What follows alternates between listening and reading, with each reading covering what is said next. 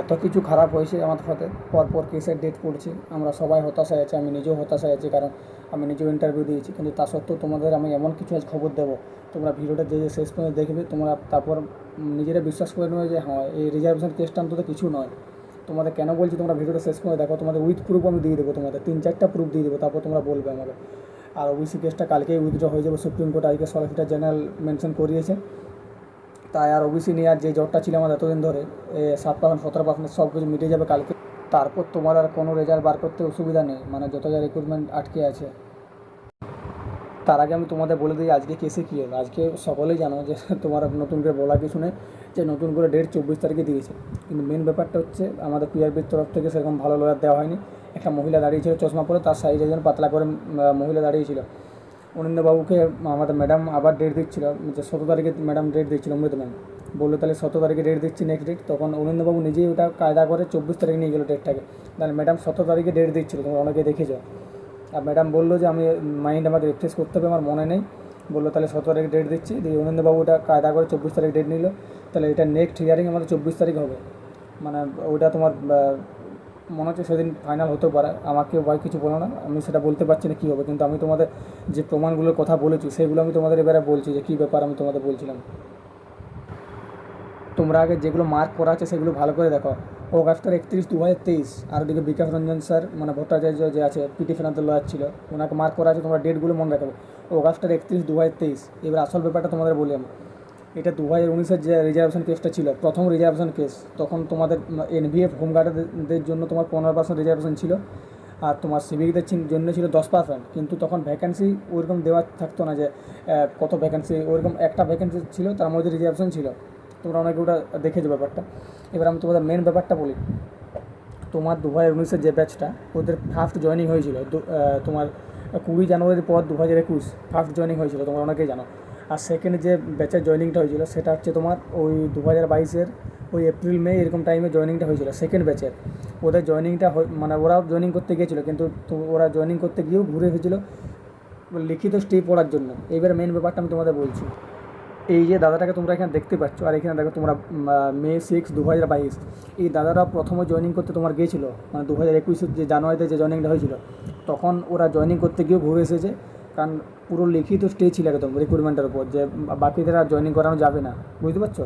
তার জন্য ওদের আর জয়েনিং করানো হয়নি। তারপর স্টেটা যাওয়ার পর আবার মে মাসের 6 তারিখে 2022-এ এদের জয়েনিং করানো হয় ঘুরে। এবার তোমাকে এই দাদার ভিডিওটা আমি তোমাকে দেখাচ্ছি, দেখো। জয়েনিংও ছিল তখন 2021-এর 27শে জানুয়ারি জয়েন ছিল। জয়েন করতে যাওয়ার সব ভেরিফিকেশান মেডিকেল কমপ্লিট হয়ে গেছিলো, সব কিছুই কমপ্লিট প্রায়। আমার জয়েন ডেটও দিয়ে দিয়েছিল। আমার জয়েন ছিল পিটিএস সালুয়াতে, পশ্চিম মেদিনীপুর। কিন্তু একটা কেস হয়ে যায়, তোমরা অনেকেই জানো যে 2019-এর ডাব্লিউবি পুলিশ রিক্রুটমেন্টে একটা কেস চলে আসে, সুতরাং সেদিন আর জয়েন হয় না। আমরা সব কিছু নিয়ে গেছিলাম। আমার যেহেতু নবদ্বীপ বাড়ি, কৃষ্ণনগর পিটিতে আমার জয়েন ছিল। এইবার আমি তোমাদের মেন ব্যাপারটা বলি। দেখো 2019-এর যে রিক্রুটমেন্টটা আছে, সেটা তোমার ফার্স্ট জয়েনিং হয়েছিল 2021-এর 27শে জানুয়ারি, মানে 20 জানুয়ারির পর। তার মধ্যে 17 ছেলে জয়েনিং করে, বাকি ছেলেগুলো ঘুরে আসে। এবার কেন ঘুরে আসে? যাদের র্যাঙ্ক প্রথম দিকে ছিল সে তাদের 17 জন জয়েনিং করে, আমি যতদূর জানি। কারণ আমার এই দিকের 1-2 জন আছে যারা জয়েনিং করেছিল, যাদের নাম্বার ভালো ছিল। বাকি যাদের নাম্বার একটু কম ছিল, তারা সেই দিন ঘুরে এসেছিলো জয়েনিং, মানে জয়েনিং করতে গিয়েও ঘুরে এসেছিলো। তারপর তাদের লিখিত স্টে পড়ে যায় একদম পুরো, যে এই রিক্রুটমেন্টের উপর এখন কিছু হবে না, একদম পুরো লিখিত স্টে পড়ে যায়। তারপর তারা ঘুরে আসে। তারপর ওদের জয়েনিং হয় তোমার 2022-এর এপ্রিল মে মাসে, মানে সেকেন্ড ব্যাচটা। যে দাদারা তোমার দেখলে, ওই দাদারা ভিডিওর লিঙ্কটা আমি আমার ডেসক্রিপশনে দিয়ে দেবো, তোমরা দেখে নেবে। এবার ওদের তোমার জয়েনিং হয় 2022-এর এপ্রিল মে মাসে। কিন্তু রিজার্ভেশন কেস অলরেডি ছিল, তা সত্ত্বেও ওদের জয়েনিং করিয়েছে। আর এটা তোমার ফার্স্ট রিজার্ভেশন কেস ছিল পিআরবির ওপর, মানে তার আগে কোনো তোমার ওইরকম রিজার্ভেশন কোনো ছিল না। সিভিক বা এনভিএফের কোনো রিজার্ভেশন আগে দিত না। ওই 2019-এর রিক্রুটমেন্টের থেকে প্রথম দিয়েছে। আর ফার্স্ট রিজার্ভেশন কেস, তার সত্ত্বেও রিস্ক নিয়ে পিআরবি তোমার জয়েনিং করিয়েছিল। আর আমাদের জয়েনিং করানোর অসুবিধা কিছুই নেই, কারণটা তোমাদের বলছি।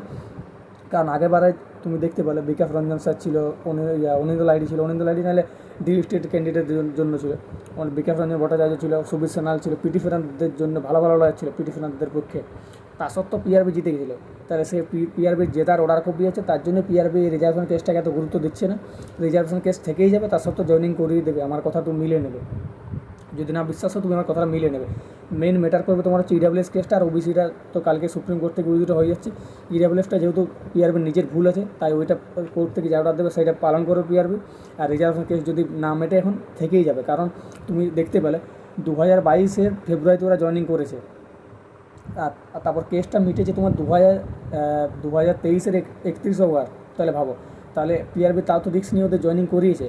পিআরবি তার আগে কোনো কেস জিতে থাকেনি রিজার্ভেশন, তা সত্ত্বেও রিস্ক নিয়ে জয়েনিং করিয়েছে। আর আমাদের তো পিআরবি তো আগের থেকে রিজার্ভেশন কেসটা জিতে আছে, তাহলে আর জয়েনিং করানোর অসুবিধাই নেই।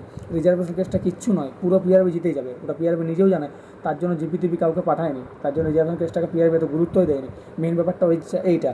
আর তোমাদের যে ভিডিওটা আমি বললাম, দাদার যে ভিডিওটা করেছে, তুমি ভিডিওটা পুরো দেখলে বুঝতে পারবে। আমি ভিডিওর লিঙ্ক ডিসক্রিপশনে দিয়ে দেবো। আর 2023 যে 31 অগস্ট যে হিয়ারিংটা হয়েছিল 3.5 ঘন্টা ধরে, সেটারও আমি তোমার লিঙ্ক ডিসক্রিপশনে দিয়ে দেবো। তোমরা টেলিগ্রাম চ্যানেল, হোয়াটসঅ্যাপ চ্যানেলে জয়েন হয়ে যাও। দেখো ভাই, এক্সাম আমি নিজেও দিয়েছি, ইন্টারভিউ আমিও দিয়েছি, আমার নিজেরও টেনশন আছে, কিন্তু তোমাদের আমি যতটা বাস্তব কথা ততটা বাস্তব কথাই বলার চেষ্টা করলাম।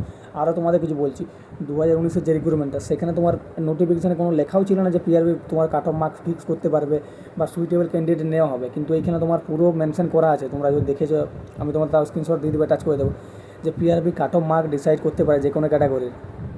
তার সাথে তোমার আর সুইটেবল ক্যান্ডিডেটদের নেওয়া হবে রিজার্ভেশন কোটার ক্ষেত্রে, সেটাও তোমার নোটিফিকেশানে মেনশন করা আছে। এইবারে পিআরবি রিজার্ভেশন কেস কোনো মতে হারবে না, তার জন্য জানে পিআরবি, তার জন্য রিজার্ভেশন কেসটা অত গুরুত্ব দেয়নি পিআরবি। তোমরা মানো না মানো, আমার কথাটা যে যা পাচ্ছ তোমাকে বলতে পারো কমেন্টে, সেটা কেউ ব্যাপার না। কিন্তু তোমাদের আমি লজিক দিয়ে দিলাম যে 2019 রিক্রুটমেন্টটা ফার্স্ট জয়েনিং হয়েছিল 2021 27 জানুয়ারি, মানে 20 জানুয়ারির পর। মানে সবাই জয়েনিং করতে গেলে কিন্তু 1700 জন জয়েনিং করেছিল, যাদের র্যাঙ্ক আগে ছিল।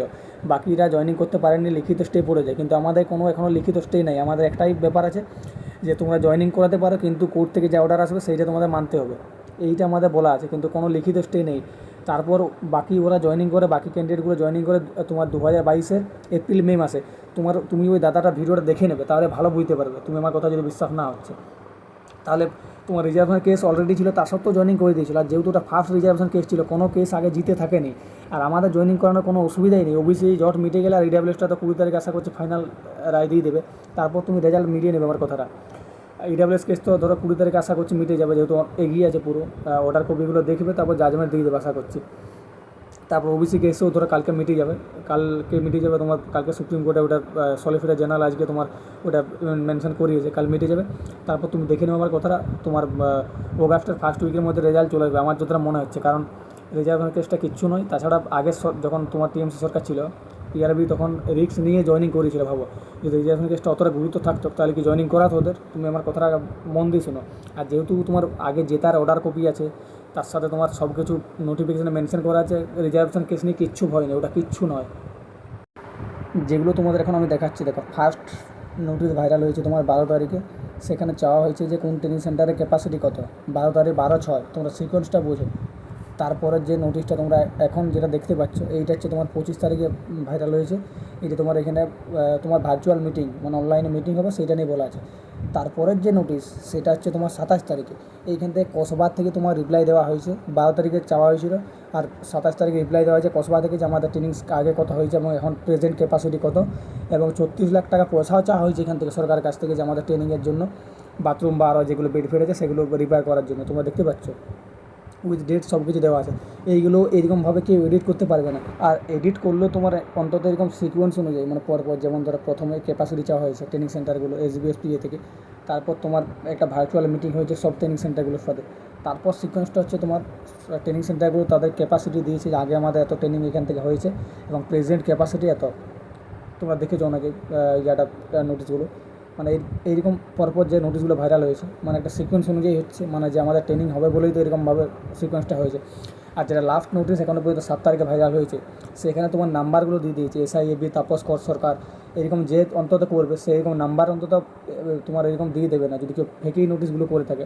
আর একটা ছেলে ফোন করেছিল, ওই যেটা তোমার নিচে আছে SIAB দেবাশিস বারিন, তাকে ফোন করেছিল, দিয়ে বললো হ্যাঁ তোমাদের ট্রেনিংয়ের জন্যই আমরা ভিজিট করছি দুর্গাপুর। উনি বলেছিল, তোমরা অনেকে কল রেকর্ডটা শুনেছো, যারা উনি হয়তো অনেকে শুনেছো, তোমরা দেখেছো। আর তোমাদের একটা কথা বলছি, বারবার শুভেন্দুবাবু আমাদের বলেছে, মুখ্যমন্ত্রী, যে সেপ্টেম্বর জয়েনিং হবে।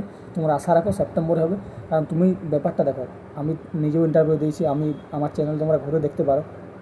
আমি আজ পর্যন্ত WBর কাট অফ নিয়ে একটা ভিডিও করিনি। আর এইসব ভিডিও আমি করতে চাইনি, কারণ আমি নিজে এমনিতে আমার চ্যানেলে ভিডিও আমি দিই না, তোমরা ঘুরে দেখে নেবে একবার। ডাব্লিউপির কাট অফ এখনও পর্যন্ত প্রতিটা চ্যানেল অন্তত 10টা-12টা করে করেছে, কিন্তু আমি আজও করিনি।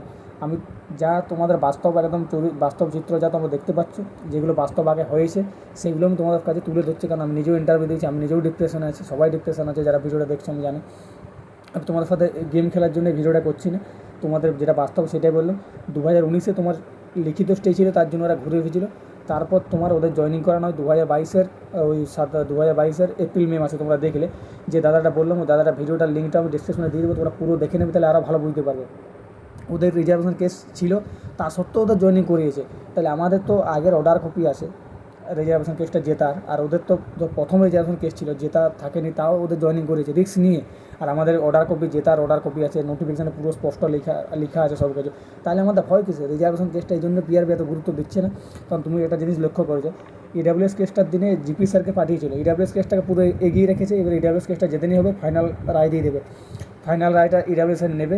ওবিসি কেসও কাল মিটে যাবে আশা করছি সুপ্রিম কোর্টে, তারপর তুমি রেজাল্ট মিলিয়ে নেবে, আমার কথাটা মিলিয়ে নেবে তুমি। ইডাব্লিউএস কেস মিটবে, ওবিসি কেস তো মিটেই যাবে কালকে, তারপর তুমি রেজাল্ট মিলিয়ে নেবে। রিজার্ভেশন কেস মিটুক না মিটুক রেজাল্ট দিয়ে দেবে। এত সব করছে, রেজাল্ট দেওয়ার জন্যই তো করছে টেনশনটাগুলো, নাহলে কি ফালতু সব।